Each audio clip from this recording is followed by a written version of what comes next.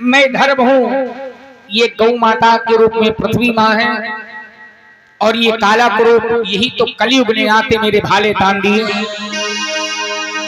राजा परीक्षित ने जो ही देखा कि कलयुग ने इतना अत्याचार माता पृथ्वी के ऊपर किया है, म्यान से तलवार खींच करके आगे बढ़े, झोंक को विष की धार। कलयुग कहने लगा, सरकार ब्रह्मा ने 4 युग बनाए हैं, जिसमें अगर मुझे मार दिया तो ये मैं विचार करना कि संसार का अत्याचार, अनाचार, पापाचार, भ्रष्टाचार, दुष्टाचार मिट जाएगा। सुना,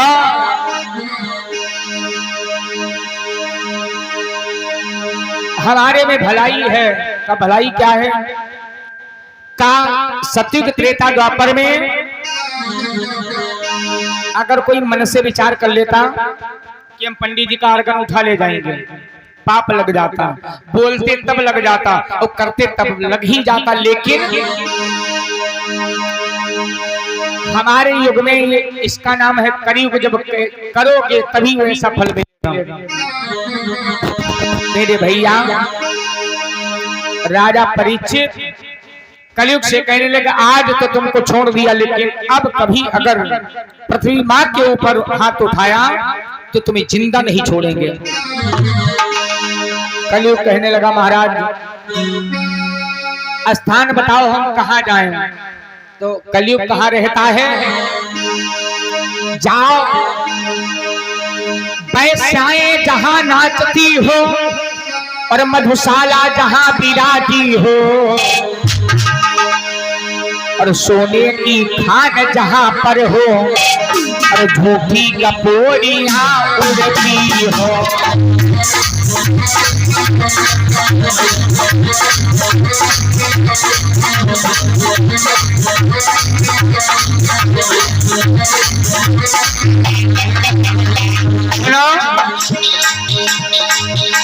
वैश्याएं जहां नाचती हो, मधुशाला जहां विराजी हो। और बताएं, उस घर में जाए निवास करो,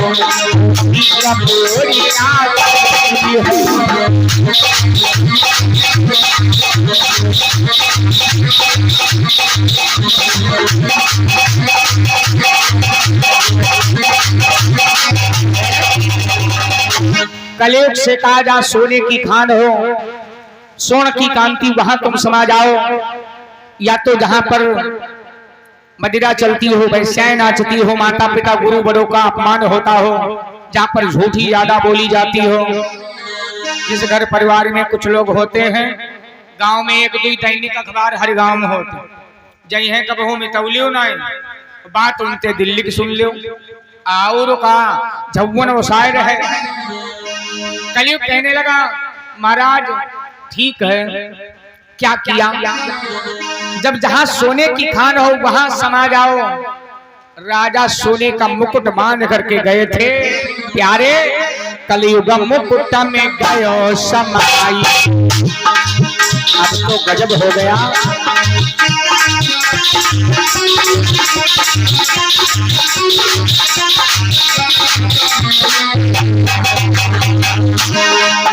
राजा ने मुकुट पहन रखा था, मुकुट में समा गया।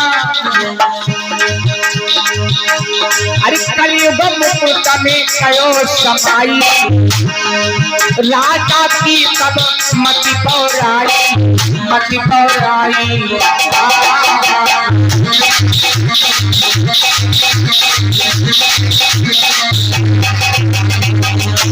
महाराज के मुकुट में समा गया, पृथ्वी में समा गई, धर्म पुनः कार्य करने लगे।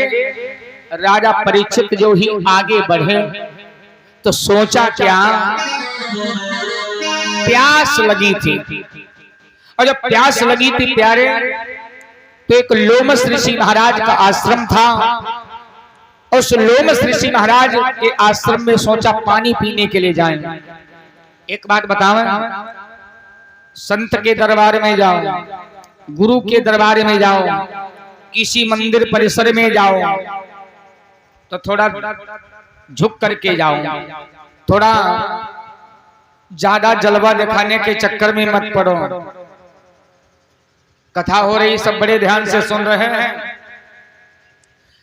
यहाँ पर एक बड़ा अच्छा भाव मैंने देखा।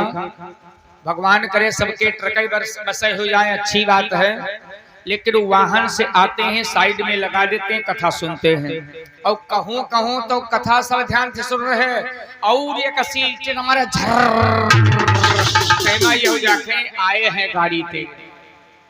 क्या बतावे प्यारे भैया, राजा परीक्षित जो ही लोमस ऋषि महाराज के आश्रम में गए, घोड़े पर सवार जा रहे हैं। अरे घोड़ा रोक दिया होता, बाहर उतर के होती। बाबा बाबा धुनी रमाई गए हैं धीरे धीरे, अब बाबा धुनी रमाई गए हैं धीरे धीरे।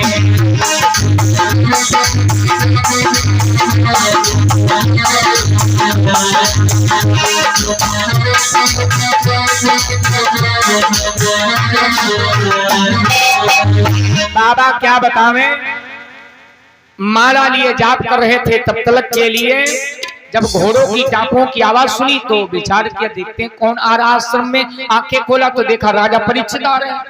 अरे राजा परीक्षित तो संतों का सम्मान करने वाले हैं, बड़ों का आदर करने वाले हैं, जनता की सेवा करने वाले हैं। फिर आंख बंद कर लिया राजा परीक्षित, पानी पिया, विचार किया ये बाबा हमारी सूरज से नफरत रखे, मुझे देखना तक नहीं पसंद कर रहा है। एक मरा सर्प पड़ा था और जा करके उठाया धनुहा से। इसके नाम बोले ये श्री सालिक राम भैया जी रतहरा से 51 मुद्रा दान किया है। सुनील राठौर जी रतहरा से 50 मुद्राओं का दान किया। परमात्मा मंगल में कल्याण करें। क्या हुआ, उठाया धनुष से उस मरे हुए सर्प को। अरे बाबा के अब गले में सर्प दीन न पडारी,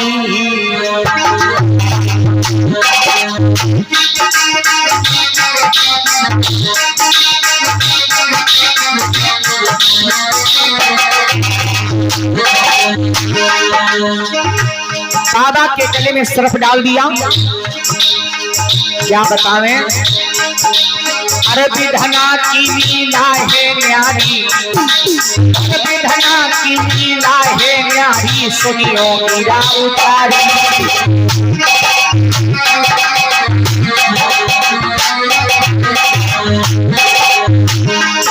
यारो होली है बलवान समय को चक्कर भारी, यारो होली है बलवान समय को चक्कर भारी।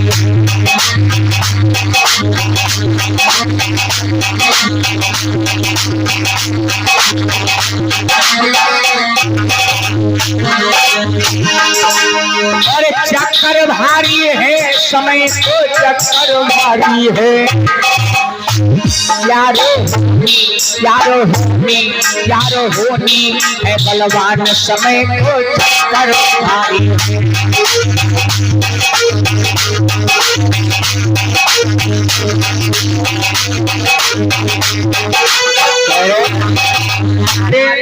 क्या बतावें, महाराज चले आए लेकिन कुछ चरवाहे बालक